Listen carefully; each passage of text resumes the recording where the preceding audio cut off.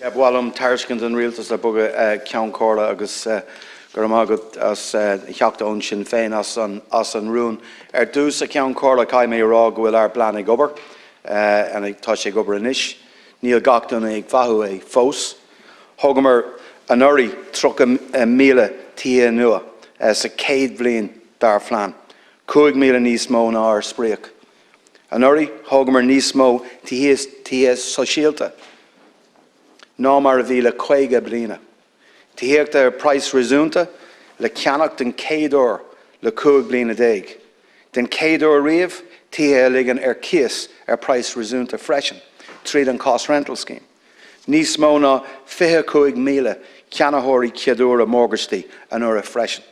Tá tíochta de cach ag obair ar son ar níní. Tá an déantas falúntas críocónathe cura í bhaim agan chun cabhrú le daoine tíochta thuirt arás an úsáid.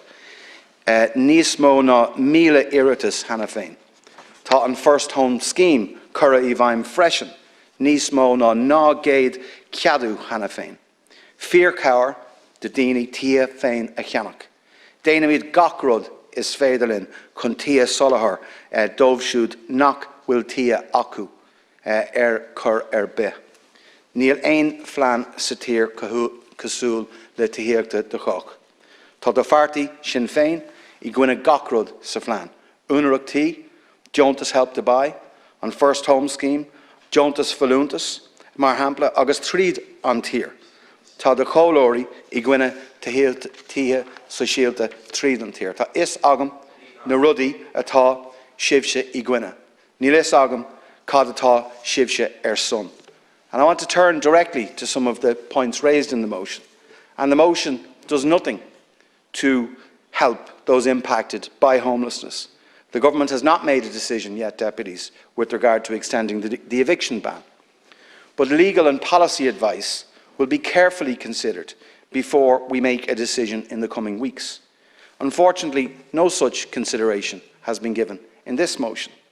Last week, when it suited you, Sinn Féin called the official housing completion figures too high.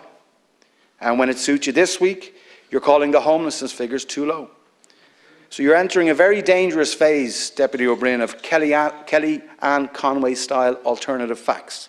And that damages public debate and it damages informed opinion.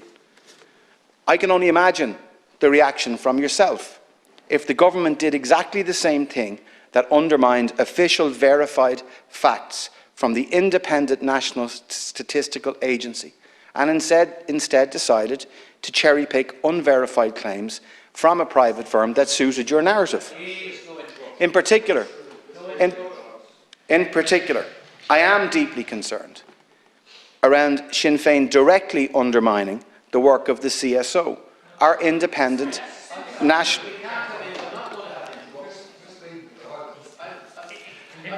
I think... Please do not provoke me. I'll suspend the House. Please. But I am deeply concerned, and you can respond. I'm deeply concerned. Minister, around. But now, if there's a further interruption, I will suspend the House. I am deeply concerned, Ceann Comhairle, around Sinn Féin directly undermining the work of the CSO. Where does the rejection of CSO statistics stop? Next, Deputy, you'll be questioning whether Jack really is the most popular boy's name in this country. The CSO has fully clarified the rigorous evidence basis of their figures, and I trust you've read it, Deputy. And I'm now calling on you, Deputy O'Brien, to fully withdraw your statement questioning the accuracy of the work of the CSO, and I think I'm perfectly entitled and right to do so. You're entitled to your own opinion, but you're not entitled to your own facts. Our national debate on the most pressing issue of housing deserves and needs better and deserves better than alternative facts and twisting statistics and not recognising what is actually happening. So when we complete 30,000 homes, Deputy, because it doesn't suit you, you call the CSO into question. Now, in relation to landlords and tenancy, and there's a major issue with regard to the private rented sector.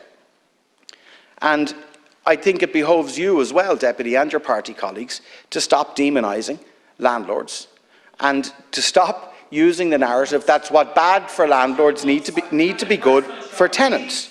So the only measure that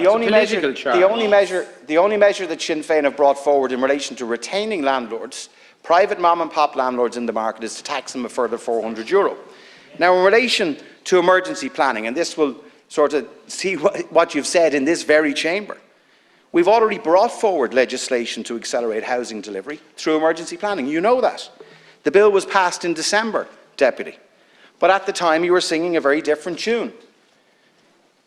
You seem to have forgotten that you opposed facilitating the bill being treated as an emergency, and then you failed to support it in the Dáil.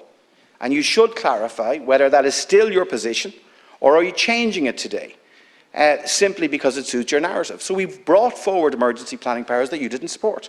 You didn't even support its passage in the Dáil. And that's just a fact, and anyone can actually look at the record of the Dáil. In relation to private and purchase of tenants in situ, I'm absolutely committed to expanding that across the country, and I've been crystal clear with local authorities right across the country of what they need to do. I would say to you, though, the measure that you've included in your motion in relation to buying non-rent supported homes and putting them into cost rental individual homes, and we will certainly look at options around multi-unit developments where we can. But you haven't costed that, so I do want to ask you a couple of things to be helpful to the debate. How high would the rent be set if a unit was purchased for €400,000 or €500,000? What would the level charged of rent be charged to that new tenant who would become a cost rental tenant? This is not something you've costed. You've just called for it. And you didn't even include it in your 2023 alternative budget submission. It is very clear that the most pressing issue for us in this state is housing. And the way to grapple with that is to increase delivery. And in 2022, as I said at the very start of my contribution, we will deliver more new social homes than this state has done in 50 years. And we need to do more than that. As I've also said, we've delivered affordable homes to purchase for the first time in over 15 years. Again, you oppose that. In tackling vacancy, we've brought forward the Croí vacancy grants, and you've said on the record that you oppose that. Now, can I ask you, Deputy, what is wrong with helping households and families to get a grant to defray the cost of bringing vacant property back into use? I cannot understand your opposition to it. You oppose the Help to Buy grant, you oppose the First Home scheme, and any measure that's brought forward. And your councillors continue right across the country. Your councillors right across the country continue to oppose social housing on the ground and continue to object to it. And I have already dealt. What I would actually say, Deputy, if you can just control yourself for a moment. Look at the measures that government have brought in. We've brought in the winter eviction ban, and I've said it already. We're reviewing that, and we will review it. We'll base it on sound legal advice. We've brought forward the €500 renters tax credit, which is worth €1,000 per renter this year. We brought forward emergency planning powers, which you and your colleagues didn't support. We're focusing on modern methods of construction to ramp up delivery through our local authorities in sites that haven't been activated for years. And we've ramped up the tenant in situ scheme, and we will continue to do that, and there is no restriction in capital terms, in any way, shape or form, of councils activating that. And I've written to them directly. I've spoken to every Director of Service and Chief Executive, and indeed next week I'll be convening another housing summit where this will be top of the agenda in that space. So, Deputy, you are entitled to your opinions, but you're not entitled to twist the facts, and you're not entitled not to recognise what has been done so far. And the fact that you've continued to oppose at every single stage measures that government have brought forward. The clearest example of which is included in your motion, which is about emergency planning powers to activate planning permissions, and your party didn't support it. Now, in relation to vacancy and social housing vacancy, in the last 3 years, we've brought back over 8,600 vacant social homes. And we need to improve how those social homes are managed, how they're re-tenanted, and how we ensure that tenants get into those homes much quicker than they have heretofore. But there is no plan, as I said earlier, absolutely no plan from your party or anyone else that is comparable to to Housing for All and has the investment that Housing for All has to make sure that we're ramping up the supply across affordable, social and indeed private. And we need to be very careful about measures that we take that would further exacerbate the issues within the private rental sector too. And I think everyone understands that, or should understand that. The measures that government take have to be legal, have to be carefully calibrated, and we will review the situation with regard to the winter eviction ban in a very timely fashion.